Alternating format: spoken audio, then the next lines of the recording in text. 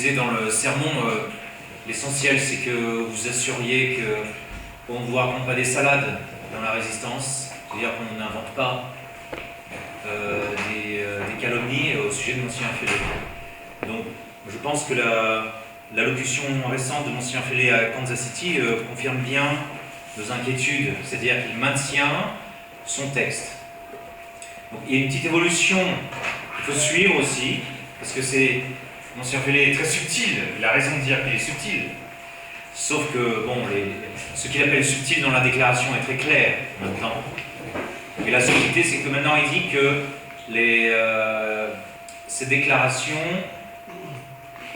contiennent des subtilités qu'il n'écrirait pas s'il avait à les écrire maintenant. Donc c'est-à-dire qu'il maintient la substance du texte.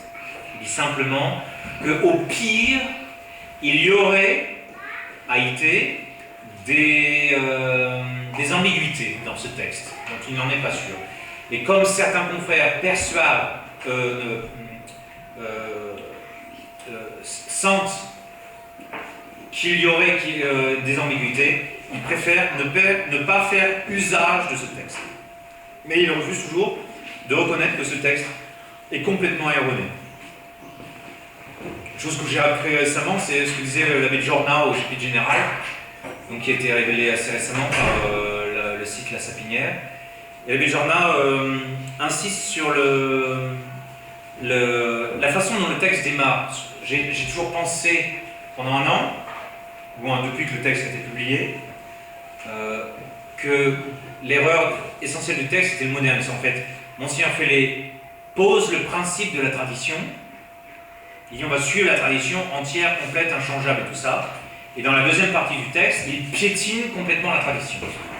Avec les 5 grandes erreurs de cette déclaration, qui sont la reconnaissance du concile, la reconnaissance des sacrements, de la validité des sacrements progressistes, de tous les sacrements progressistes, la reconnaissance de la validité et de la licéité de la nouvelle messe, c'est-à-dire qu'elle est légitimement promulguée, la reconnaissance du droit canon, par cette expression surprenante, nous suivrons surtout, spécialement, les lois contenues dans le nouveau code de droit canon, ce qui est impressionnant. Et puis la reconnaissance de la nouvelle profession de foi du cardinal Ratzinger, qui est une profession de foi qui force à prêter serment de fidélité au concile lui-même. Donc, cette profession de foi avait été très condamnée, avait été violemment condamnée par Monseigneur Lefebvre quand elle était sortie. Mais l'abbé Giorna insiste sur le décret Lumen Gentium, parce que c'est un des pires décrets du Concile Vatican II. Et il dit on ne peut pas clamer, on ne peut pas prétendre suivre le magistère de l'Église catholique si on s'appuie sur le décret Lumen Gentium, parce que le décret Lumen Gentium détruit le magistère catholique en mettant 2 têtes dans l'Église catholique. C'est-à-dire le pape et les conférences épiscopales. De telle sorte qu'à la fin du décret, ils ont été obligés de faire une note explicative pour le décret. Cette note explicative, toutes nos études, année après année, ont montré qu'elle n'enlevait pas l'erreur du texte de Lumen Gentium. Et le texte de Lumen Gentium est truffé d'erreurs. Mais ce sont des erreurs qui ne sont pas des hérésies directes, contrairement par exemple au décret sur la liberté religieuse, ou bien dans les erreurs qui sont dans Nostra Aetate, dans certains autres documents du Concile. La plupart des erreurs du texte même de Lumen Gentium sont des erreurs qui s'appellent Favens Heresim, c'est-à-dire ce sont des paragraphes, des phrases qui sont construites pour avoir une double interprétation. Ce sont les bombes à retardement du Concile, ou bien ce sont les ouvertures du Concile pour toutes les déviations qui vont suivre le Concile. Donc le texte Lumen Gentium, c'est un texte qui est rempli d'erreurs, qui est truffé d'erreurs, mais des erreurs qui ont été pensées de façon diabolique, qui sont ou ce que disait Monseigneur Lefebvre vers la fin de sa vie, qui sont des perversions totales de l'esprit. Donc, démarrer le texte, il démarre le texte dans le paragraphe 2. Le premier paragraphe est très très court. Donc, premier temps, on est toujours fidèle à l'Église catholique, au pontife romain, son pasteur suprême, vicaire de Christ, successeur de Pierre. Bon, il n'y a pas de problème dans ce premier paragraphe, c'est le catéchisme. Et c'est le deuxième paragraphe, immédiatement, il invoque Lumen Gentium pour, soi-disant, démontrer qu'il va suivre le principe de la tradition. Donc c'est comme ça qu'il s'exprime à Kansas City. Il disait, moi je pense toujours que ce texte est bon parce que j'invoquais le principe de la tradition. Et l'abbé Jean répond, non, vous n'invoquez même pas le principe de la tradition. Et au final, ce texte, déclaration du 15 avril, se ramène à la même théologie que celle du pape Benoît XVI, l'herméneutique de la continuité.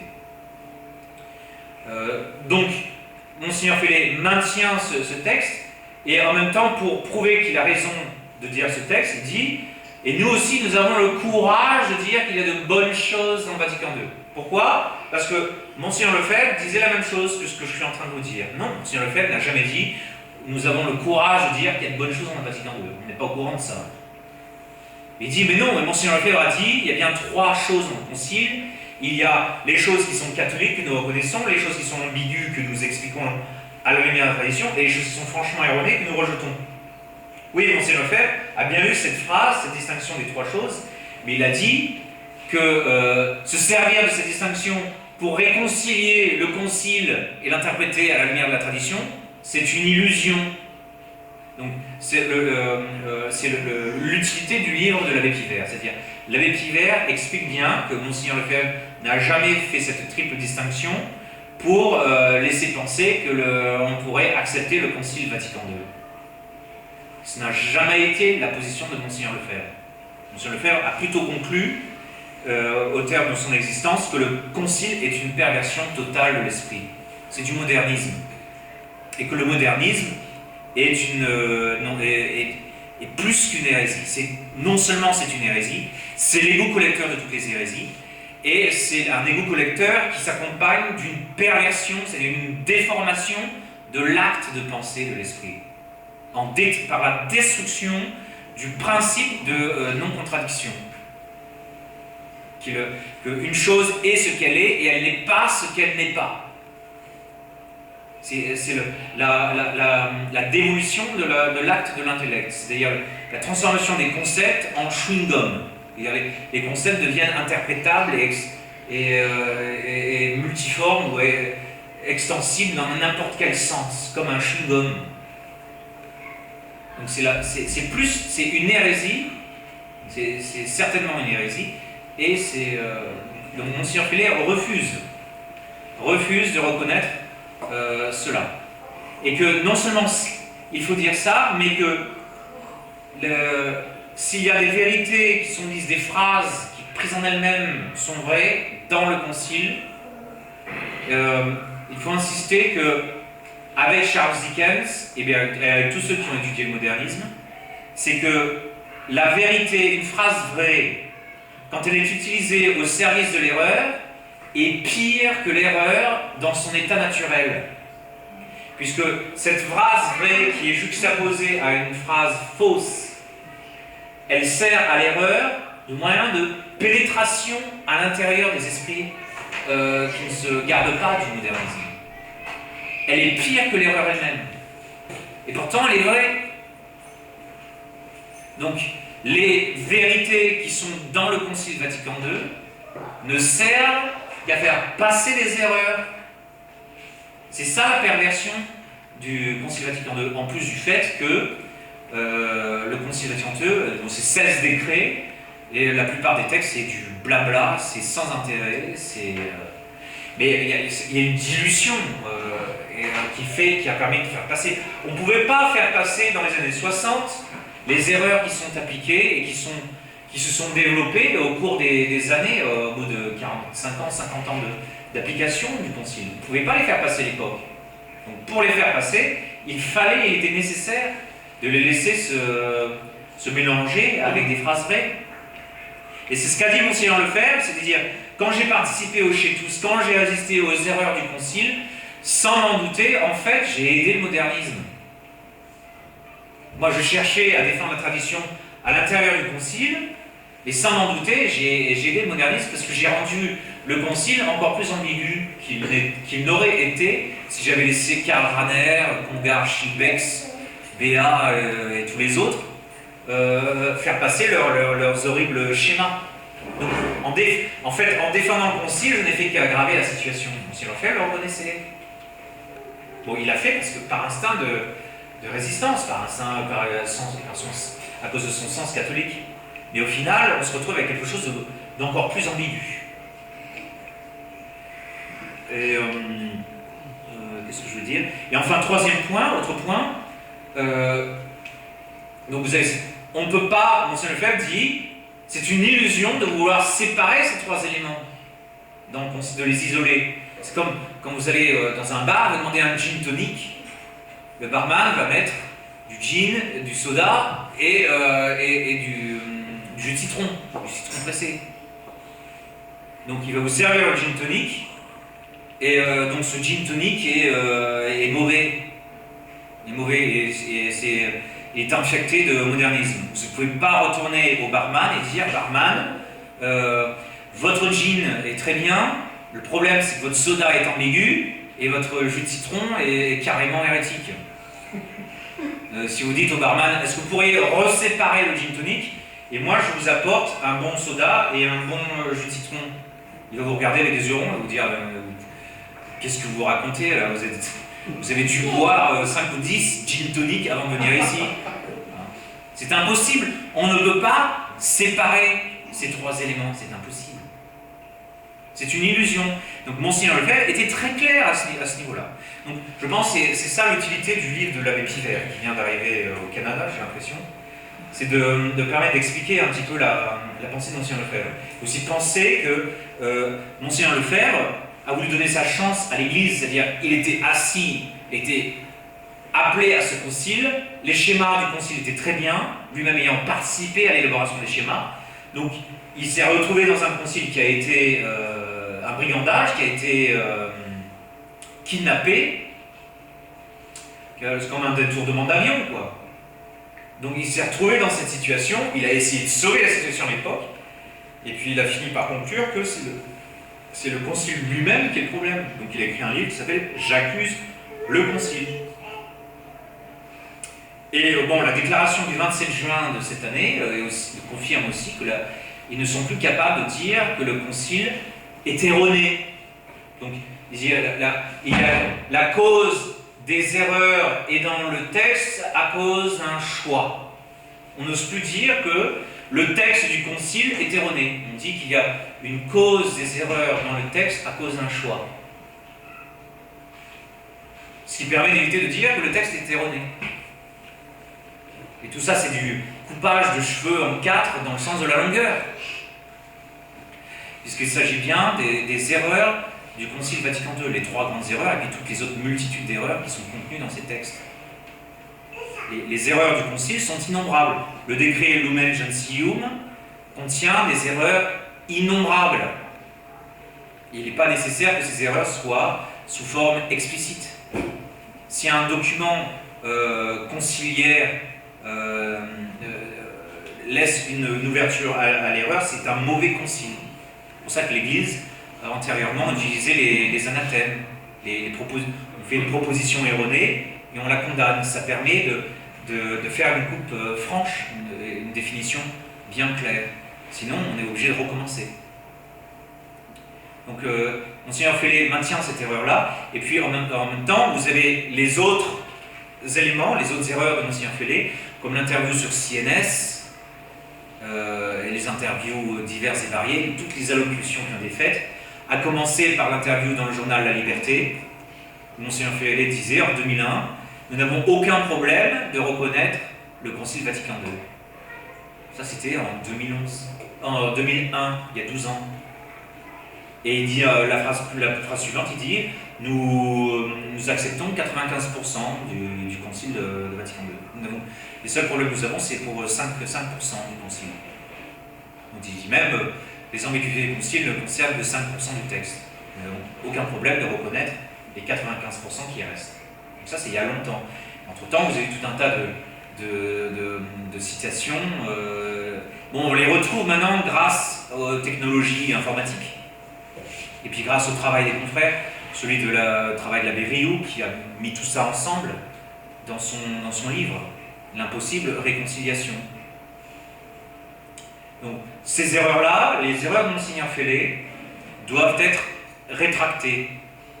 Il ne suffit pas, parce que Monseigneur Fellé cesse de dire ces erreurs, d'autant plus que, comme il ne les a pas rétractées, eh bien, il continue à les répéter. Il continue à répéter ces mêmes erreurs. De même qu'ils disent, ils sont l'Église. Même si le pape François raconte vraiment n'importe quoi, il maintient toujours qu'il ne s'agit pas d'une autre Église que l'Église catholique. Alors que M. Lefebvre disait bien, il s'agit bien de quelque chose d'autre que l'Église catholique. Donc ça, c'est aussi un changement par rapport à la position de M. Lefebvre. Et puis vous avez les autres manifestations spectaculaires de libéralisme dans la fraternité. Moi je dis la manifestation la plus grave, c'est l'utilisation du nouveau code de droit canon. Tous nos décrets d'expulsion sont faits en vertu du nouveau code, qui place devant l'ancien code. Et même en certaines occasions, ils ne font qu'utiliser le nouveau code. Je crois que dans la déclaration du 15 avril, M. Fellé n'utilise que le nouveau code. Il ne fait pas de référence à l'ancien code. Alors qu'au démarrage, au départ, M. Lefebvre nous a dit de ne pas utiliser le nouveau code. Il a dit le nouveau code est pire que la nouvelle messe. Il a même dit ça. Et puis, il y a bien toutes les autres manifestations libéralistes dont vous êtes aussi témoins sur le plan local. Et où que nous allions, nous voyons ces manifestations, c'est-à-dire une grande quantité de confrères qui disent que la crise de l'Église est terminée, ou le concile de Vatican II n'est pas si mal. Donc tantôt ils disent c'est un concile qui a été légitimement convoqué, donc il faut respecter. Ou bien il n'y a pas autant d'erreurs que ça dans le concile. Et on en finit avec certains confrères qui sont complètement libéraux, comme l'abbé Lambrand, qui vient de quitter la fraternité. Il y a 2 dimanches, il annonce à ses fidèles qu'il s'en va. Et les fidèles disent oui, on n'est pas surpris parce que il défend la liberté religieuse. Il dit la liberté religieuse est acceptable, la liberté religieuse du concile est acceptable.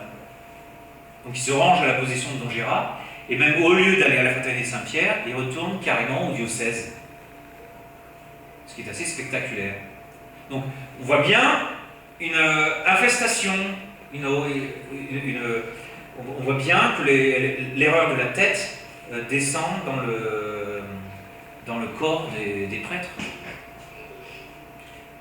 La deuxième question dont je voulais vous parler brièvement, c'est la question de la résistance intérieure. Donc, je souhaite bon courage à mes confrères de la résistance intérieure. Donc, la plupart de ces prêtres-là sont des prêtres dont j'ai beaucoup d'admiration, qui étaient mes mentors, qui étaient mes maîtres, qui m'ont tout appris, mais ils ne semblent pas faire le pas vers la résistance extérieure. Le problème, c'est que la résistance intérieure, on connaît, il y en a eu une dans les années 70, ça n'a rien donné. Ça n'a rien donné jusqu'à présent. Ça ne peut fonctionner que si cette résistance intérieure finit par devenir une résistance extérieure. Parce que c'est les chefs qui forment les subordonnés. Et donc, on voit tous ces résistants intérieurs sont progressivement mis au placard. C'est-à-dire, ils sont mis à l'écart de façon assez subtile ou moins subtile, ça dépend. Mais ils n'aboutissent à rien. Et en même temps, ils sont obligés de se taire alors qu'on est obligé de prendre position publiquement. Dans les matières de foi, on est obligé de confesser la foi de façon publique. Et donc, c'est ça que je crains. Mais j'espère qu'ils me trouveront, qu'ils me donneront tort. La seule façon pour eux de me donner tort, c'est de se soulever ensemble et de sauver la fraternité, c'est-à-dire de sauver la tête de la fraternité et de remplacer le libéralisme officiel maintenant, ces nouvelles idées qui se sont installées, ces idées qui sont dans leur boîte aux lettres, qui sont dans le Coronum de mars de cette année, ou dans les déclarations officielles de Monseigneur Fellé, ces conférences, cette position officielle de la fraternité qui a changé, qui a été énoncée par le chapitre de 2012. Donc, la seule preuve qu'ils peuvent nous donner qu'ils ont raison de faire la résistance intérieure, ça serait le fait de démanteler cette nouvelle position de la fraternité. S'ils arrivent à désinstaller cette position officielle, ce néolibéralisme de la fraternité, s'ils arrivent à le déboulonner et à le jeter à la poubelle, ils auront démontré que la résistance intérieure était la voie à suivre. Et nous ne pouvons pas nous baser sur une hypothèse qui a tellement peu de chances de se produire. Peut-être me donneront-ils, est-ce qu'ils me donneront tort? J'espère qu'ils me donneront tort. Et pour le moment, l'inquiétant, c'est qu'on voit beaucoup de ceux qui faisaient partie de cette résistance intérieure sont devenus sont rentrés dans la compromission, c'est-à-dire ont changé leur position doctrinale. Donc c'est ça qui est inquiétant, parce qu'ils sont pris ils sont entourés. On voit des prêtres, par exemple le frère Levi Pfeiffer, au début de la crise, il disait: mais c'est quoi ce coronum de mars 2012? C'est du n'importe quoi. Et il étudiait la pensée de Monseigneur Fellet, il étudiait les textes, il voyait bien que c'est n'importe quoi. Il dit à l'abbé Couture, lors de la réunion des prêtres à Manille: comment ça se fait que vous nous demandez de faire un virage doctrinal à 180 degrés sans nous donner la moindre explication? Du jour au lendemain, vous nous dites qu'il faut un accord avec la Rome actuelle, sans nous donner la moindre explication antérieure, sans nous montrer des signes de conversion évidente de Rome. Pourquoi est-ce que, alors même que la période qui suit le chapitre de 2006 n'est pas expirée, pourquoi est-ce que vous contredisez les engagements du chapitre de 2006? C'est ça que disait l'abbé Tim Pfeiffer. Et là, donc, entre-temps, il nous a promis qu'il ferait une résistance intérieure. Maintenant, son attitude est complètement différente. Quand on lui pose la question: est-ce que la nouvelle messe est légitimement promulguée? Il refuse de répondre à cette question. Il ne peut pas répondre à cette question. Il refuse d'analyser la déclaration du 15 avril. Il refuse d'étudier ce qui se dit officiellement par les supérieurs de la fraternité ou la nouvelle conduite de la fraternité sur le plan canonique. Il refuse même de regarder les documents, les évidences. Et c'est ça qui est grave.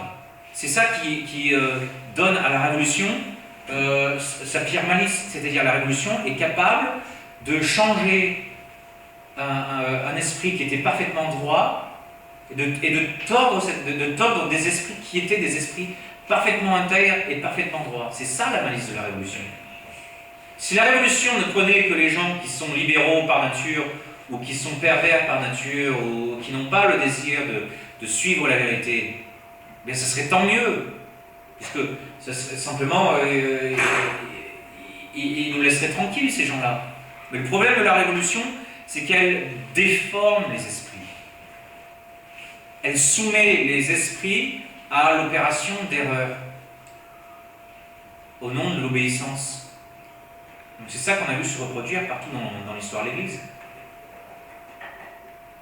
Donc ça, c'est le gros problème de l'argument de la résistance intérieure. C'est que beaucoup de bons prêtres qui étaient, avant cette crise-là, de magnifiques combattants de notre Seigneur Jésus-Christ, eh bien, ont été changés en des larves intellectuelles. C'est-à-dire des gens qui sont incapables d'étudier avec nous un texte. Je ne leur demande pas d'être d'accord avec moi, je leur demande simplement de regarder le texte. À l'époque, au début de la crise, un des prêtres qui était avec nous, je lui disais: mais lisez la lettre des trois évêques. Et la réponse de Monseigneur Fellet. La réponse de Monseigneur Fellet aux trois évêques, c'est Monseigneur Fellet. Donc, vous avez le droit, je pense, de connaître la pensée de votre supérieur. Il ne refusait même de regarder ce texte. Dites à vos prêtres: le problème, cette crise de la fraternité, est dans votre boîte aux lettres. Parce que dans votre boîte aux lettres, vous avez cette déclaration du 15 avril, la défense de cette même déclaration par Monseigneur Fellet, et en plus, la mission par Monseigneur Fellet à Benoît XVI, qu'il regrette de ne pas pouvoir accepter la déclaration du 15 avril modifiée, non pas parce qu'elle est remplie d'erreurs, mais parce que les membres de la fraternité ne sont pas prêts à l'accepter. C'est dans leur boîte aux lettres. Donc c'est la répétition d'Ésaïe. Ils ont des yeux pour voir, mais ils ne voient pas. Ils ont des oreilles pour entendre, mais ils n'entendent rien. Ils ont des boîtes aux lettres pour recevoir du courrier, mais ils ne lisent pas leur courrier. Pourquoi? Parce que les conséquences sont trop inconfortables. Et en même temps, ils disent bravo Monseigneur Lefebvre qui a résisté les erreurs de l'Église officielle et qui a héroïquement résisté à Paul VI. Comme si la même chose ne pouvait jamais se répéter pour eux, pour Monseigneur Fellé. Donc on met vraiment Monseigneur Fellé au pinacle. C'est un comportement sectaire. Sectaire en ce sens, le mot secte, ça vient du latin sequere, suivre. C'est-à-dire, on suit, quel que soit le... Donc, Monseigneur Fellé dit je n'ai jamais voulu un accord. Jamais, prouvez-moi que j'ai voulu un accord à un moment donné. J'ai jamais voulu un accord. Ah oui, non, j'ai jamais voulu un accord. L'année dernière, il disait je veux un accord. Ah oui, oui. Et ben, l'abbé Rostand et les autres défendent l'accord. Donc, les choses vont changer de couleur au fur et à mesure, d'année après année. Ils diront même, si Monseigneur Fellé dit je me trompe, et ben Monseigneur Fellé s'est trompé. Je ne dirais pas que Monseigneur Fellé s'est trompé avant que Monseigneur Fellé dise qu'il s'est trompé. Donc courage, c'est pas ma religion ça. Parce que c'est un comportement sectaire qui suit aveuglément. On sait ce que c'est, ça n'a qu'un seul nom, la fausse obéissance, qui est une forme de désobéissance. Donc c'est la situation actuelle à la fraternité, c'est ça, c'est ce changement doctrinal. Donc bien sûr, il n'y a plus d'accord possible parce que bon, le pape François horrifie Martin Luther et Jean Calvin. Il est au-delà même de toutes ces hérésies. Quand il ne croit même plus qu'il y a un critère objectif du bien et du mal, il y a bien au-delà de toutes les autres hérésies qui le précèdent. Donc même Calvin et Luther ne peuvent pas avoir d'accord avec le pape François. Donc a fortiori nous, quoi. Et il a fallu 7 mois à Monseigneur Fellé pour déclarer ça. Donc déjà il est très en retard. Et en même temps il dit toujours ils sont l'Église. Non. Ils sont les occupants de fonctions qui de droit ne leur appartiennent pas. Si nous étions en temps normal, le pape François serait déposé depuis belle lurette. Il serait réduit à l'état laïque. Mais bon, on n'a pas les tribunaux en place pour faire ça. Mais en temps normal, c'est ça qui se passerait. Voilà. Donc c'est à peu près la situation actuelle.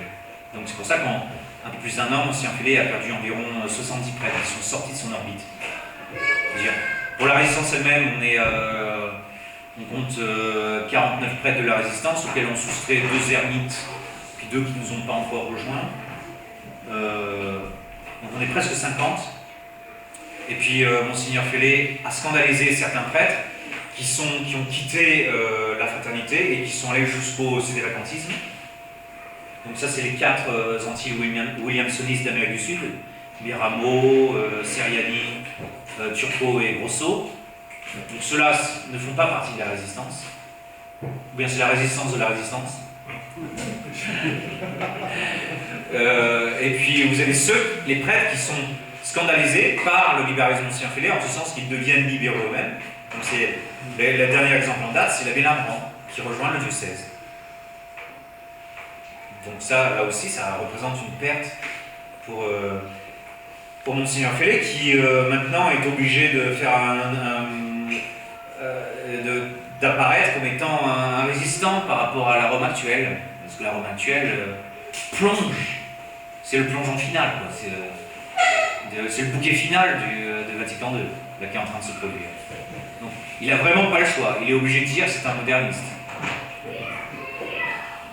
Et s'est exprimé de façon assez énergique. Et du coup, Dr Rao, qui est un ecclésiadei, Latin Mass Magazine, etc., été un peu remué, choqué par les propos de Monseigneur Félet. Mais à force de mener la barre comme Paul VI, un cours à ma droite, un cours à ma gauche, eh bien on finit par perdre l'aile droite et par perdre l'aile gauche, et puis ne plus savoir quelle est la position actuelle de la fraternité. Donc certains prêtres de la fraternité, quand on leur demande quelle est la position de la fraternité sur tel sujet, ils ne sont plus capables de répondre. Parce que c'est la girouette, c'est le girouettisme. C'est les concepts à géométrie variable. Voilà. Donc, et on voit un peu partout sur le plan local des manifestations de libéralisme. Comme là récemment, j'avais demandé à ce qu'on publie le Flying Squirrel, l'écureuil volant, avec un sermon en pages 2 et 3 du pape François lors de la fête de la Saint-Ignace. Et avec l'éloge du père Aropé.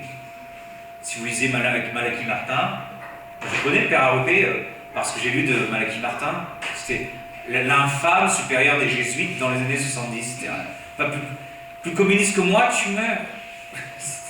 Même Paul VI avait des nuits blanches à cause du père Aropé. Alors que pourtant, Paul VI c'était un franc-maçon classique, hein. Mais non, même un franc-maçon comme Paul VI était horrifié par le père Aropé. Donc, quand Pape François fait un sermon qui célèbre le père Aropé, c'est pas très malin de le mettre dans une publication de la fête de Saint-Pédis. Même c'est pas très malin de féliciter l'évêque de Cochin d'ouvrir une radio moderniste, ou bien de citer le centre jésuite pour les droits de l'homme, ou de faire l'éloge des journées mondiales de la jeunesse, des jeunes de l'Opus Dei qui viennent en Inde pour apprendre aux petits Indiens à jouer au football. C'est pas exactement l'esprit de Monseigneur Lefebvre ou la doctrine de Monseigneur Lefebvre. Donc on voit, et puis surtout récemment, vous avez eu l'abbé Rostand qui a appelé les fidèles à se joindre à la veillée de prière du pape François pour la paix en Syrie. Alors que dans cette veillée de prière, le pape François prie avec les musulmans et les autres religions. Ah mais l'abbé Rostand dit bien, oui, il n'y a qu'une seule religion, etc. Mais non. Si vous dites qu'il n'y a qu'une seule religion, etc., et que vous suivez la ligne de Monseigneur Lefebvre, en théorie, quand le pape François fait ça, au lieu de vous joindre à sa prière, non seulement vous condamnez ce qu'il fait, vous dites qu'il s'agit d'un manquement gravissime au premier commandement de Dieu, et vous demandez aux fidèles, au lieu de s'unir à la prière du pape François, de s'y opposer en faisant des prières de réparation pour le scandale qui est en train d'être... Et le fait que c'est exactement ce genre de prières qui font descendre les guerres sur la terre, qui ne font qu'envenimer la situation en Syrie. Effectivement, quand on regarde les journaux, la situation en Syrie ne fait que s'aggraver. Ça devient un conflit atroce et qui risque de déclencher un conflit encore plus grand, qui risque d'être un détonateur pour une guerre mondiale presque. Je ne sais pas si ce sera le détonateur, mais ça n'a pas l'air de s'arranger. Donc c'est pas, on ne peut pas, on ne fait que prier pour la guerre. Quand on s'unit au pape François, quand il prie de cette façon-là, on ne fait que prier pour la guerre. On ne prie pas pour la paix. Puisqu'il n'y a que le prince de la paix qui peut donner la paix en ce monde. Annus Dei quitulis peccata mundi, dona nobis pacem. C'est ce qu'on dit à la messe. C'est le seul qui puisse nous donner la paix. Non est pax impiis. Et la Sainte Vierge dit pareil. Si on ne fait pas ce que je vous demande, il n'y aura pas de paix. Et donc, le pape François, c'est pour ça que le pape François a confié le monde à la Sainte Vierge, au lieu de consacrer la Russie à la Sainte Vierge. Dans ce sens qu'il suit la théorie du père Danis, un jésuite, qui dit qu'on ne peut pas consacrer quelque chose à la Sainte Vierge, parce qu'on ne consacre qu'à Dieu les choses. Et ensuite, il refuse de consacrer une nation-État, la patrie russe. Pourquoi? Parce que la doctrine de Vatican II sur la liberté religieuse, c'est-à-dire que les États ne doivent pas prendre position en faveur de la vraie religion. Donc un État ne peut pas être officiellement catholique pour le Concile. La conséquence du décret de la liberté religieuse, ça a été la suppression de tous les concordats en Amérique du Sud ou en Italie. Et à chaque fois que ces concordats ont été supprimés, c'était en vertu du décret sur la liberté religieuse. Donc c'est pour ça que les papes actuels refusent de consacrer la Russie, puisque c'est contraire à la doctrine de Vatican II sur la liberté religieuse. Donc ça c'est... Normalement, la fraternité aurait dû sursauter sur cet événement-là, qui est assez récent. On n'en entend pas parler. C'est dommage. C'est vraiment dommage, parce qu'on voit vraiment le changement qui... Donc il y a une tentative de virage à droite à Kansas City, mais le poison libéral est partout. Du sommet, Monseigneur Fellé répète certaines de ses erreurs, jusqu'à la plante des pieds. Voilà. Donc est-ce qu'il y a des questions que vous souhaiteriez poser, tant sur ça ou bien sur la situation de la résistance en Asie oui. Oui, sur la résistance catholique dans le monde, vous qui voyagez un peu sur tous les continents, comment est-ce qu'on peut répartir les choses? Est-ce qu'on peut dire qu'un continent est plus fort que l'autre au niveau de la résistance? Il n'y a rien en France. Ouais, France, c'est proche de... Je parlais de continent. Continent, ah oui. Eh bien, regarde, on n'est pas encore 50 prêtres, que je pourrais compter en étant totalement résistant. On devrait arriver rapidement à ce chiffre-là. Il n'y a pas de mois qui se passe sans que plusieurs prêtres rejoignent la résistance. Donc, pour ce mois de novembre, c'est l'abbé, un abbé espagnol, je ne me rappelle plus son nom, qui vient de nous rejoindre, et puis l'abbé Ndong, c'est un Gabonais qui est à 25 km de Libreville, qui a une toute petite paroisse, rien du tout, qui rejoint la résistance. Donc chaque mois, il y a des prêtres qui nous rejoignent. On se retrouve la situation maintenant, c'est 20 prêtres en Amérique du Nord, une quinzaine en Amérique latine, 10-15 en Europe, 7 en ce que j'appelle l'Austrasie, dans ma zone. Donc aux Philippines, on est 3, moi-même, l'abbé Suelo, qui est de la fraternité de Saint-Lys, mais c'est un prêtre très âgé, et le père Elijah, qui est un franciscain, mais qui vient des progressistes, donc son ordination va être convalidée par Monseigneur Williamson en décembre. Il y en a 2 en Inde, c'est l'abbé Valal, de la fraternité Saint-Pédis, et le père Pancras Raja, qui est un prêtre indépendant. Il y en a un au Japon, l'abbé Nariai, mais qui est très âgé, qui a parfois des idées un peu bizarres, mais qui sympathise et qui encourage ses fidèles à nous rejoindre. Et vous avez en Australie l'abbé Hartley, qui vient du diocèse, qui a été réordonné par un évêque de la ligne Tuc, et qui maintenant n'est plus intéressé par le cédévacantisme. Donc il souhaite rejoindre la position de Monseigneur Lefebvre. Mais il n'est pas intéressé par la néo-fraternité. Donc il rejoint directement la résistance. Donc c'est un groupe dans ma région, on a un groupe de 7 prêtres. Et avec une trentaine de groupes au total. Bon, il y a certains groupes qui sont vraiment minuscules. Le plus gros groupe qu'on a est à Maasin, dans l'île de Leyte. C'est l'île qui a été frappée par la catastrophe là récemment. Mais ils sont du bon côté de l'île, donc je pense qu'il n'y a pas eu trop de dégâts chez eux. Et puis ils sont derrière les montagnes. Et là, ils sont une centaine, si on les inclut avec la chapelle de Santa Cruz qui est à côté. Mais c'est le plus gros groupe en Asie. Et sinon, on est vraiment partout, quoi. Je remercie l'abbé Couture qui avant de me mettre à la porte, m'a fait visiter tout le district et m'a permis de rencontrer vraiment tout le monde et de m'attacher justement à tous ces fidèles, que ce soit au Japon, en Corée, j'ai tout visité. La Malaisie, Singapour, l'Inde, et toutes les parties des Philippines, sauf le sud, Mindanao. Mais là, c'est l'abbé Joe Pfeiffer qui était en poste. Donc, on progresse. Il y a un an, on était quasiment rien, juste la Corée et puis quelques centres aux Philippines. Là, on est vraiment partout présent aux Philippines. Et le fait que j'ai un troisième prêtre pour les Philippines va beaucoup m'aider, puisque ça va me permettre d'explorer Mindanao. Et aussi, il a ses propres groupes au nord de Manille. Donc, ça nous permet d'ajouter des groupes supplémentaires aux 9 groupes de fidèles que nous avons déjà aux Philippines. Et donc, dans l'immédiat, ce qu'on a fait, c'est un micro-séminaire ou une maison pas loin de Manille, au sud de Manille, à 50 minutes de l'aéroport. Donc là, on a ce que j'appelle un micro-séminaire. On a 3 séminaristes. Donc je leur donne des cours de Saint Thomas, théologie morale.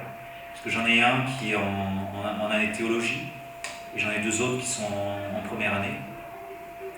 Donc je leur donne des cours. Je me sers du théologien pour qu'ils aient des cours de latin, ce qui m'évite de leur donner les cours de latin. Voilà, pour l'Asie. C'est pas évident parce que les fidèles en général, la plupart des groupes n'ont la messe qu'une fois par mois. C'est pas évident, ils sont assez vulnérables. Et c'est la raison pour laquelle je suis resté en Asie essentiellement, puisqu'ils n'auraient pas pu tenir. S'ils n'avaient pas eu de prêtre pendant un an, ils n'auraient jamais pu tenir. Ils auraient été emportés. Alors que là ça tient bien. L'essentiel, c'est que les gens aient tous accès à la vérité à un moment donné.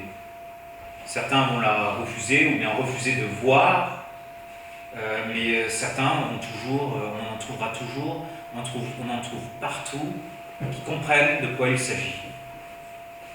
Donc c'est ça qui permet justement la survie et je vois que là où ça marche très fort, la science marche très fort, c'est quand les fidèles ont des chefs intellectuels et les gens qui sont décidés à informer les autres, à leur donner les éléments. Donc, par exemple, à Mahasine, on a 2 chefs, Joe Mancera et Arturo Siga. Ces 2 chefs, ce sont eux qui ont fait le travail intellectuel et qui ont éclairé les autres. Donc, dans tous les centres de messe, qui sont viables, on voit toujours un chef. À Dagohoy, le chef, c'est le grand patron de la tribu, c'est Lloyd Rabin. Donc c'est un Filipino qui travaille à l'étranger, un Philippin qui travaille à l'étranger, et qui dit voilà la direction à suivre. Là, la fraternité officielle maintenant est devenue libérale, je ne veux pas en entendre parler. Alors que les autres, c'est des petits villageois qui étaient tout atterrés. L'abbé Cacho débarque chez eux et leur dit vous voyez, leur catéchisme, le schisme, c'est la séparation de l'Église catholique. C'est exactement ce que font les prêtres de la Résistance. Ce sont des schismatiques. Alors les petits villageois disent oui. En fait, ils ont été sauvés par le chef du village, je dirais, le chef de ce petit groupe, qui leur dit non, et qui leur dit d'aller dans l'autre sens. En Corée, c'est la Dr Hakim qui nous a sauvé la mise. Elle savait pas trop quoi penser, parce que décidée entre Monsignor Fellet et Monsignor Williamson, elle les aime bien tous les deux. Elle m'aime bien, elle aime bien aussi les cultures de l'abbé Onoda. Donc elle leur a demandé un peu de patience pour pouvoir se décider. Et les choses ont été précipitées par l'abbé Couture qui lui a dit non, vous devez absolument nous choisir, sinon partons. Donc elle a dit au revoir.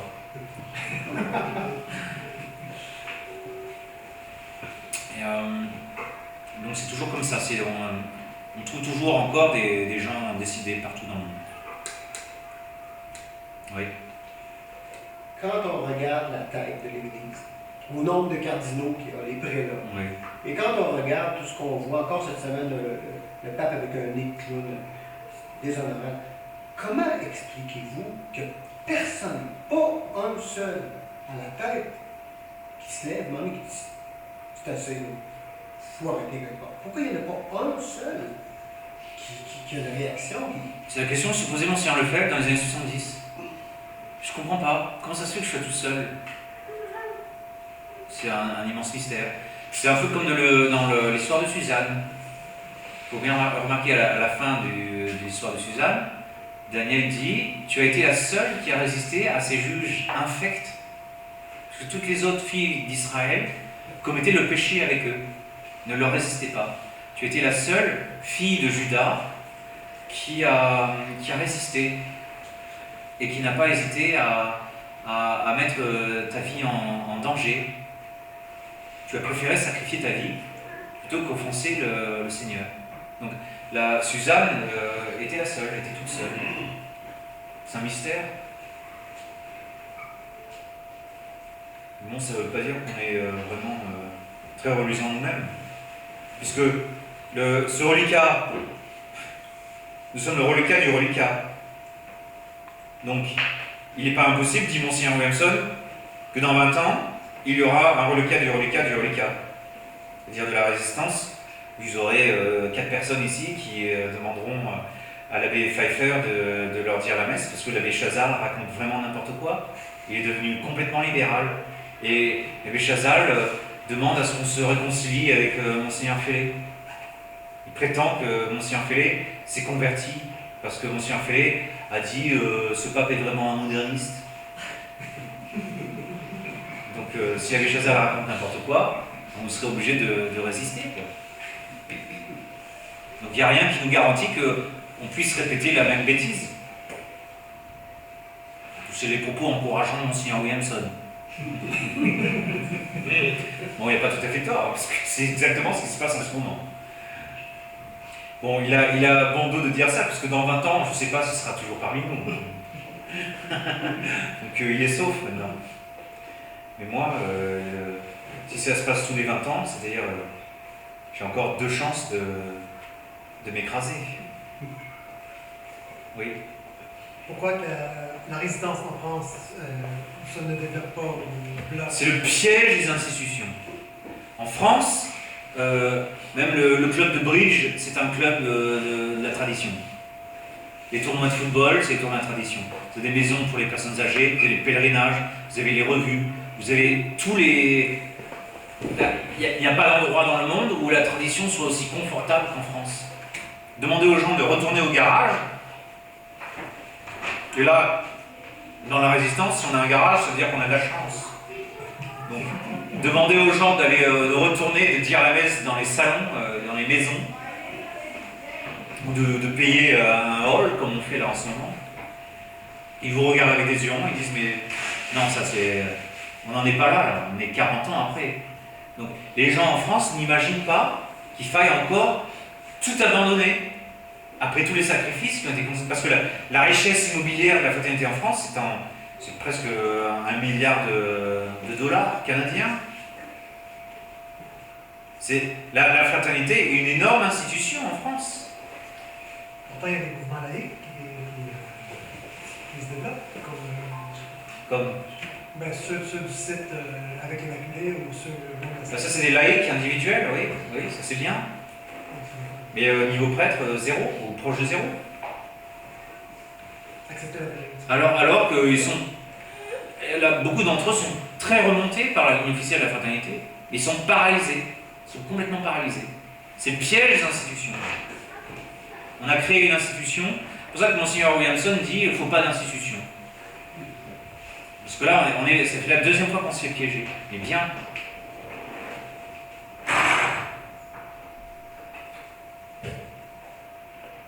Mais bon, pour le moment, je dis aux résistants antérieurs, je dis vous avez tort.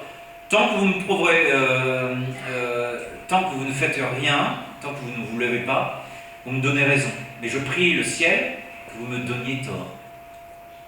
J'espère que vous me montrerez à quel point j'ai eu tort de critiquer votre démarche.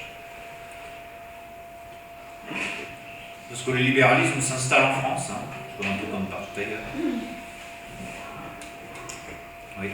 Il y a, dans la résistance intérieure, je ferai la distinction entre la résistance intérieure-intérieure, c'est-à-dire au sein même de la fraternité Saint-Pédis. Puis il y a les communautés qui sont en dehors de la fraternité Saint-Pédis qui disent faire une résistance intérieure en n'impliquant pas le giron de Monseigneur Philippe. Pouvez-vous nous faire part de fruits pratiques ou de quelle façon ils vont descendre la pente? Ben, on les voit par exemple, les Capucins qui sont venus aux États-Unis ont dû annoncer qu'ils ne recruteront pas au tiers ordre de Saint-François les fidèles qui assistent aux messes de la Résistance. Donc jusqu'à présent, Morgon était très neutre. Là, ils sont obligés de prendre position contre la Résistance. Même si, personnellement, peut-être, ces prêtres capucins qui sont venus visiter les États-Unis préfèrent les idées de la Résistance que les nouvelles idées de Monseigneur Philippe. Ils sont contraints d'agir contre leur conscience. Accepteriez-vous de commenter le deuxième point de la position officielle de l'Ordre des Chevaliers de Notre-Dame? Bon, oui, c'est-à-dire il y a si on s'oppose à la déclaration du 15 avril de Monseigneur Philippe, eh bien on s'intéresse à un problème interne de la fraternité. Parce que cette déclaration du 15 avril a été communiquée en interne aux membres de la fraternité à travers le Coronum 104 de mars 2013. Donc cette crise de la fraternité a commencé en interne. Et puis c'est une crise de la foi. Il s'agit de savoir si oui ou non le concile contient des erreurs. Ou non pas, au lieu de contenir une source d'une erreur dans le texte en vertu d'un choix. C'est la question de savoir, est-ce qu'on va appliquer le nouveau code de droit canon ou l'ancien code de droit canon, ou les deux à la fois. Je dirais, appliquer les deux codes à la fois, c'est même pire que d'appliquer juste le nouveau code. Et la question est de savoir, est-ce que la nouvelle messe est légitimement promulguée ou pas? Toutes ces erreurs graves qui se répandent, il y a beaucoup de prêtres de la fraternité qui se mettent à accepter le concile à la lumière de la tradition. Ça, ce sont des choses qui engagent l'avenir des fidèles, qui engagent leur foi. On ne peut pas être neutre par rapport à ça. C'est l'avenir du moment de la position de Monseigneur Frère et l'avenir de la tradition qui est en train de se jouer. Donc, non, les gens sont obligés de se prononcer. Mais en même temps, oui, l'abbé Valla nous a rejoints assez récemment. Des abbés nous rejoignent au fur et à mesure. Donc, moi, je suis plutôt en faveur de ne pas tous les condamner sévèrement. Ce qu'il faut, c'est condamner les faux résistants intérieurs, c'est-à-dire ceux qui se mettent à commettre des compromissions, à faire des choses qui sont contraires à la saine doctrine. Et tant qu'un prêtre n'a rien dit de contraire à la saine doctrine, tant qu'un prêtre n'a pas approuvé la déclaration du 15 avril, ou n'a pas approuvé la nouvelle direction de la fraternité, c'est un prêtre qui fait la résistance intérieure et qui prend son temps, il a tort, c'est imprudent, il s'expose à finir mal. Et comme chaque mois, il y a des prêtres qui nous rejoignent, eh bien, on ne peut pas non plus dire que ce sont des traîtres, ou on ne peut pas les... J'espère qu'ils nous donneront tort. Nous savons, l'expérience antérieure est tellement pleine d'enseignements, comme on voit que c'est pas comme ça que ça s'est passé. Le cardinal Ottaviani, Bacci, le cardinal Siri, Monseigneur Lefebvre s'attendait à ce qu'il fasse quelque chose. Il s'attendait à ce qu'il renverse la vapeur. Mais le cardinal Siri, apparemment, même quand il a été élu au conclave, il a refusé son élection. Il a refusé de résister. Il aurait pu sauver l'Église tout seul, en acceptant d'être pape. Mais il a cédé. Donc cette résistance intérieure est à mon avis, je ne dirais pas c'est une trahison de la part de ces gens-là. Non, ils sont ils se placent dans un danger énorme. Je pense que c'est contraire à la vertu de prudence. C'est-à-dire, il se peut qu'ils nous rejoignent, c'est possible, mais ils jouent vraiment à la roulette russe. C'est-à-dire, dans la plupart des cas, les résistants intérieurs finissent toujours par être recyclés. C'est ça qui est terrible.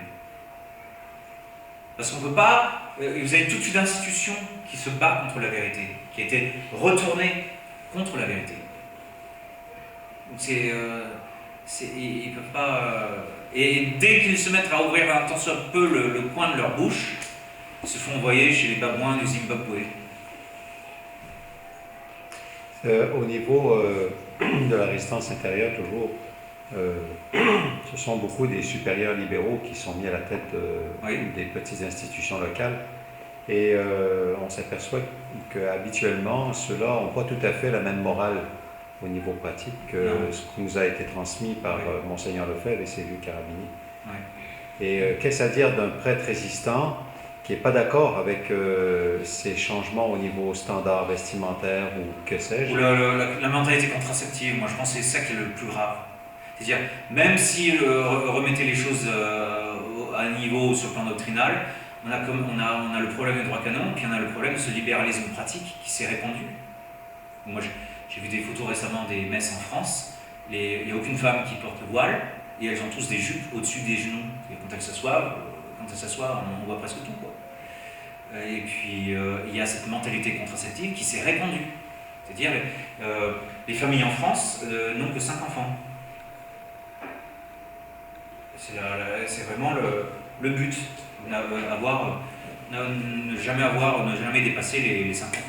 Alors si un prêtre, malgré tout, est contre ces choses-là, Oui. mais n'ose pas parler de peur de se faire mettre à la porte.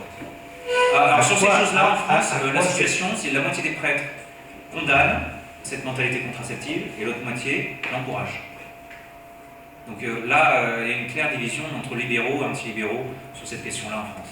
Mais quand on en est rendu à un point fatigué du combat, au point où on pense que ça serait plus prudent de trop parler, quoi, de trop insister, est-ce qu'il n'y a pas un problème si le prêtre continue à distribuer la communion à des gens qui se comportent de façon scandaleuse? On ne parle pas de nouveaux convertis, on parle de gens qui sont, de nouveaux convertis à ces mauvaises habitudes vestimentaires. Ils sont pris, c'est ça le problème de l'institution, c'est-à-dire ils sont pris avec d'autres confrères qui sont libéraux, ou bien un supérieur qui est libéral, ou bien des publications qui sont libérales, une ambiance qui est libérale. Ils ne sont pas soutenus s'ils font quelque chose. C'est ça le problème. Donc je dis, effectivement, même s'il y avait un accord doctrinal, M. Fellé se remettait à suivre la ligne doctrinale de Monseigneur Lefebvre, on aurait aussi cette question-là à résoudre avant de pouvoir se réconcilier. C'est ça qu'il faut résoudre aussi. Et puis, est-il possible que l'on condamne le chapitre de 2012? Ça, est-ce que c'est possible? C'est quand même... parce que ces conditions sont inacceptables. Je vais commenter. Voilà.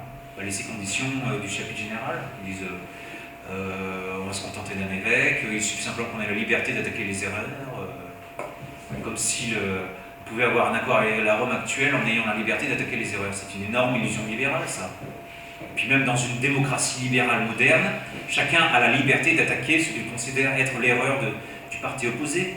Ce qui se passe, quand vous regardez le Parlement anglais, ils se crient tous les uns sur les autres. C'est normal, c'est une démocratie libérale. Ils ne croient pas en la vérité.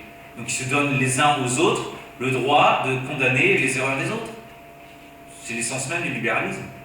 Donc même le premier point qu'ils considèrent être un point rassurant en faveur de la tradition n'en est pas un. C'était un faux semblant. Et puis les 3 dernières conditions sont pires, bien sûr. Donc on abandonne, même pour la question des mariages, on va résoudre les mariages en faisant appel aux tribunaux progressistes selon le nouveau code, en 2e instance. C'est cela que ça suppose. Et la question la question d'avoir une commission romaine qui serait censée être en faveur de la tradition, alors que c'est pas vrai. Et c'est là que je me rappelle plus. Si la majorité des membres votent. Il y avait la question des tribunaux de mariage en 2e instance. C'est quoi la question qui était scandaleuse? Je ne me rappelle même plus. la cinquième des 6 conditions. Si la majorité de l'Assemblée générale de la fraternité... Ça, c'est la conférence de Monsignor Galarreta à Villepreux. Votait en faveur, alors tout le monde... Tout le monde suivrait. Tout le monde devrait suivre. Même si le chapitre général se trompait au sujet d'un accord pratique avec la Rome actuelle, eh bien tant pis, il faudrait suivre le chapitre général. C'est ce qu'a dit Monsignor Galarreta. Mais ça, c'est pas la 5e condition. J'ai oublié. Oui. Monsieur l'abbé, est-ce que d'après vous, l'arrivée du pape actuel Oui. a court-circuité la déconfiture de la fraternité? Bah, ça oblige Monsignor Fellé à se positionner contre la Rome actuelle. Il est bien forcé, parce que même Martin Luther et Jean Calvin sont effarés par les erreurs du pape François. Il n'a vraiment pas le choix. Ça lui a pris 7 mois. Mais il dit toujours que c'est l'Église catholique. Alors que, imaginez ce que dirait Monsignor Lefebvre. Alors, même du temps de Paul VI, il y avait beaucoup plus de faux semblants traditionnels, même dans la personne de Paul VI, alors que le pape François ne cache pas son jeu. Si Monsignor Lefebvre appelait Jean-Paul II un antichrist, comment est-ce qu'il appellerait le pape François? J'ose pas imaginer. Il appellerait peut-être Lucifer, j'en sais rien. Ce qui se passe est luciférien. On voit, ils choisissent des symboles lucifériens à n'en plus finir. Le Saint-Michel dans le jardin du Vatican est abominable. C'est un guet qui pointe sa lance sur la terre. Et on dit oui, c'est proche du David de Michel-Ange. Mais le David de Michel-Ange, c'est la statue favorite des homosexuels. Donc, ils mettent un guet au-dessus d'un... Et puis celui qui est au pied du soi-disant Saint-Michel, on dirait qu'il a une armure, c'est ça qui est étrange. On dirait qu'ils ont fait l'inversion des deux. Et ce qui est bizarre, c'est que Benoît XVI est sorti de sa retraite juste pour cette occasion-là, et il est revenu à la maison après ça, et il n'en est pas ressorti depuis. Donc il s'envoie des clins d'œil.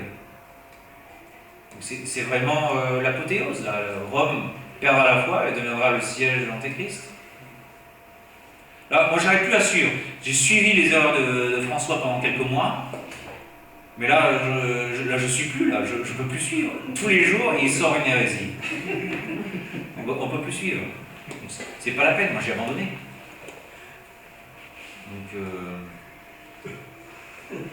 oui. Si je peux me permettre, monsieur, est-ce que vous voyez dans ce qui se passe à Rome une des raisons derrière laquelle se cachent par exemple les conversions de masse à la religion orthodoxe en Russie? Par exemple, aux Journées mondiales de la jeunesse, le pape François dansait avec ses cardinaux sur une plage à Rio, alors que le patriarche Kirill de toute la Russie disait que le mariage gay sort de l'Apocalypse. Oui, Poutine passe des lois contre l'homosexualité sans arrêt, sans discontinuer. C'est un énorme scandale. C'est comme j'ai une fidèle des États-Unis, elle m'a dit, moi j'ai une amie au travail, elle dit, j'avais l'intention de devenir catholique, mais là en voyant votre pape, c'est hors de question que je devienne catholique. Elle devient orthodoxe. Non, elle est devenue, elle reste protestante. Ouais. Donc ça c'est un scandale abominable. C'est comme en Inde, il y a des hindous, j'ai rencontré des hindous qui voulaient devenir catholiques. Donc ils vont voir l'évêque local, et l'évêque local leur dit "Niet, restez hindous. Soyez de bons hindous et de bons musulmans." Donc c'est vraiment la grande qualité du pape François, c'est qu'il n'y a pas tellement de double jeu là.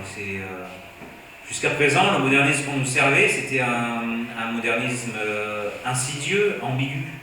Au moins, le pape François, quod nos, c'est-à-dire en ce qui nous concerne, nous, catholiques traditionnels, il est moins dangereux que Benoît XVI.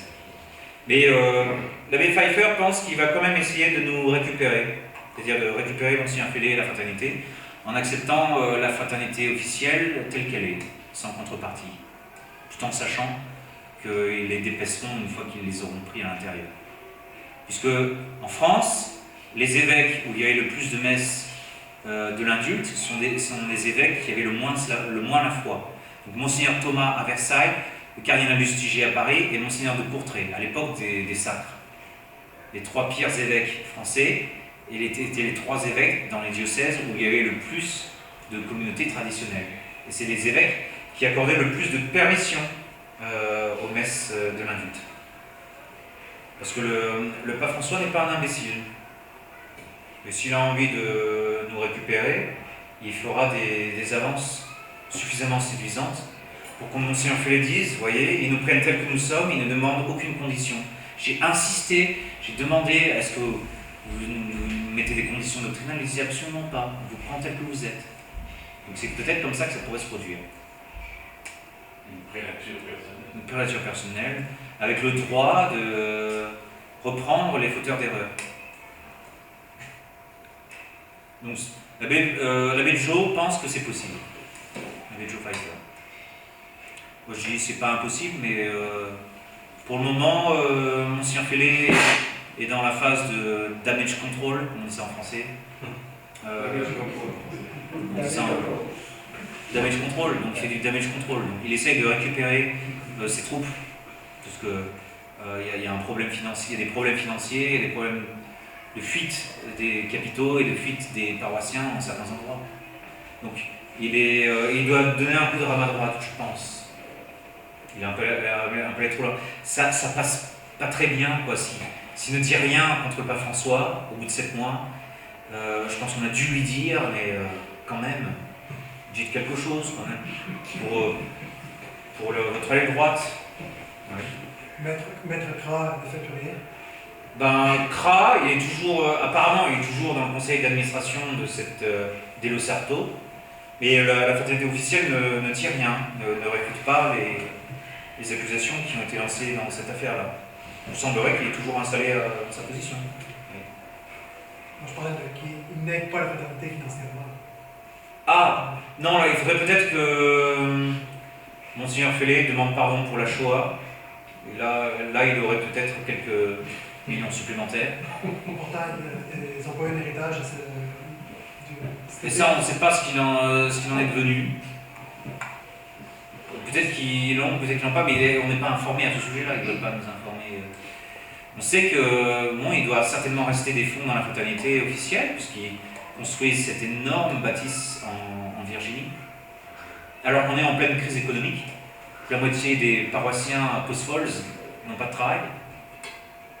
Donc les gens ne sont pas particulièrement riches en ce moment.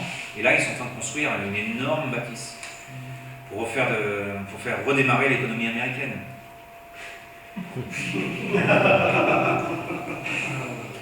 Alors que nous sommes très fiers de notre séminaire en boîte d'allumettes au Kentucky. Ils nous appellent les Kentucky Fried Priests. Parce que la maison des parents de l'abbé Pfeiffer, elle a brûlé. Donc après ça, ils nous ont appelé les Kentucky Fried Priests. Vous voyez bien que vous êtes la Providence vous condamne. Parce que vous avez cramé. Ça a été dit, ça. Mais moi, j'aime bien, qu'ils nous appellent tous les noms d'oiseaux, je suis pas surpris.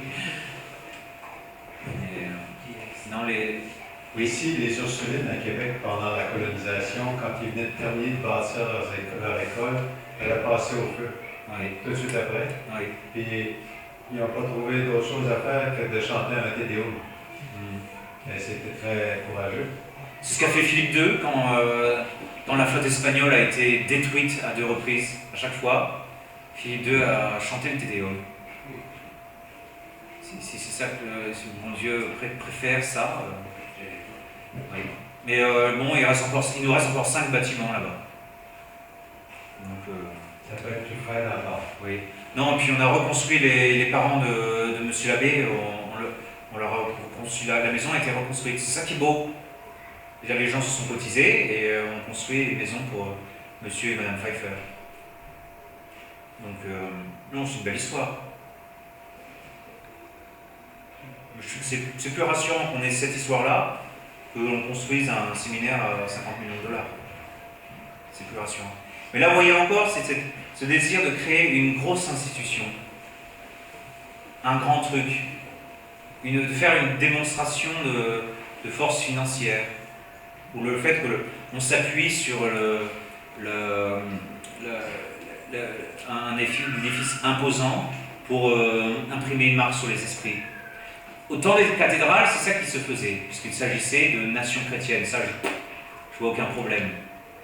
Mais là, on n'est plus au temps des cathédrales. Bon, si on peut, hein, si on a les moyens, construisons des choses comme ça. Mais là, j'ai pas l'impression qu'ils roulent vraiment sur l'or, là, ou que les fidèles roulent sur l'or. On ne sait même pas s'ils vont arriver à financer cette affaire-là. Ou bien comment est-ce que ces choses-là sont financées. Donc il n'y a pas vraiment de transparence à ce sujet. Oui. Donc, pas de questions. Et en France, il n'y a que de la résistance intérieure.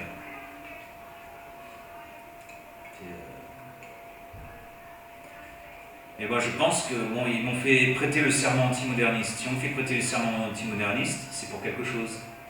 Je peux pas. Il y a une contradiction entre le serment que j'ai prêté et les textes officiels qui nous ont été soumis. Une contradiction. C'est pas plus compliqué que ça. Le problème, c'est que Dieu est simple et nous sommes compliqués. Donc, c'est difficile pour des gens qui ont fait confiance aux institutions de tout redémarrer à zéro. Il y a un manque de, je dirais, pas nécessairement de courage, mais de simplicité d'esprit. Il faut faire les choses simplement. Oui ou non, est-ce la doctrine de notre Seigneur Jésus-Christ à travers l'Église catholique? C'est la seule question qu'on doit se poser. Si les gens suivront ou s'ils ne suivront pas, ce n'est pas la question. Il ne faut pas se poser cette question-là. Est-ce que je vais avoir la messe ou est-ce que je ne vais pas avoir la messe? Est-ce que mes gamins vont se faire sortir de l'école ou pas sortir de l'école? Est-ce que je vais... Non, c'est pas ça qu'il faut penser. Il faut aimer Dieu par-dessus toute chose. Et ça, c'est un commandement qui a été donné à tous les êtres humains. Donc, si le bon Dieu me demande de l'aimer par-dessus la sécurité des sacrements, c'est-à-dire la messe le dimanche, si le bon Dieu me demande de l'aimer par-dessus l'école pour mes enfants, eh bien, ainsi soit-il. Ce sera une manière de plus de lui dire que je l'aime par-dessus toute chose. C'est ça qui est beau. La beauté de ce qui se passe en ce moment, c'est que partout dans le monde, on a trouvé des fidèles qui ont fait ce choix, qui ont fait ce sacrifice. Donc c'est quelque chose de très encourageant pour l'avenir de la tradition, pour l'avenir de la religion catholique. C'est pour ça que je suis très encouragé de vous voir tous autant que vous êtes, avec ce désir de tout simplement faire exécuter du mieux que vous pouvez le premier commandement de Dieu, puisque c'est de cela qu'il s'agit. Quand l'abbé Rostand appelle ses fidèles à prier avec le pape François, en cette occasion-là, du 7 septembre, le problème c'est qu'il s'agit du premier commandement de Dieu. Je suis désolé. Et dans toutes ces histoires-là, le bon Dieu nous demande de l'aimer par-dessus toute chose. Moi je trouve qu'il n'y a rien de plus beau. À mon avis, dans ces circonstances, nous prêtres, nous réalisons notre sacerdoce. Et vous réalisez votre caractère sacramentel de confirmation. Vous réalisez votre vocation chrétienne, tout simplement. Pas plus que ça et pas moins que ça. Et en même temps, c'est très beau. C'est un très bel épisode de l'histoire de l'Église. Donc, et puis en même temps, je pense que le bon Dieu nous donne de grandes consolations, de grandes joies intérieures. Et puis, apparemment, en théorie, normalement, je devrais être complètement ratatiné avec tous ces voyages. Mais bon, je suis en meilleure santé que j'étais avant le démarrage de la crise. Je dors bien. De temps en temps, c'est difficile de rattraper les décalages horaires. Mais la santé tient très bien. Oui. Est-ce que vous avez des nouvelles de l'abbé Pinault? Qu'est-ce qui se passe en ce moment? L'abbé Pinault, il a eu son procès, mais refuse de publier la sentence. Donc, ils nous ont fait moisir pendant 8 mois. Enfin, il y a eu le procès, et là, ils refusent de publier la sentence. Il est toujours en Autriche, c'est ça? Il est toujours dans la commandanture de Haidhoff. Là, toutes ces irrégularités canoniques, là, ouais, c'est... Bon, dans mon cas, si un Félé m'a dit je suis désolé, monsieur l'abbé, je pense que ça servirait à rien de vous juger parce que je suis juge et partie prenante. Donc, mais là, en même temps, il juge l'abbé Pinault. Donc il se contredit à ce niveau-là. Moi, dans mon cas, je pense que Monseigneur Félé s'y est assez bien pris, même si bon, les 3 décrets d'expulsion sont en vertu du nouveau code et puis les accusations sont ridicules. Je pense qu'il a mieux sauvé les apparences avec moi qu'avec certains autres confrères dans le cours de leur expulsion. Et la façon dont il a expulsé dont Monseigneur Williamson est lamentable. Monseigneur Williamson a été littéralement jeté à la rue. Il y a une porte là, vous pouvez vous en servir si vous le désirez. Ça lui a été dit très poliment, mais c'est ça que cela voulait dire. Dehors.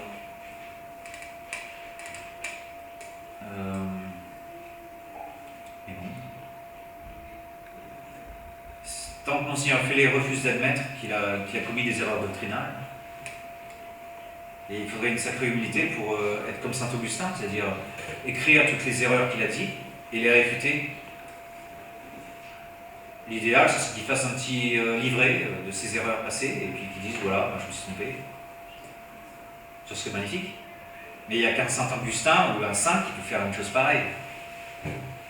Dans l'état actuel des choses, la conception de Monseigneur Félé de l'autorité, c'est que l'autorité ne peut pas perdre la face. Parce qu'il a dit ça dans une conférence sainte le 7 mai cette année, à Lille, au prieuré de l'abbé Laurent.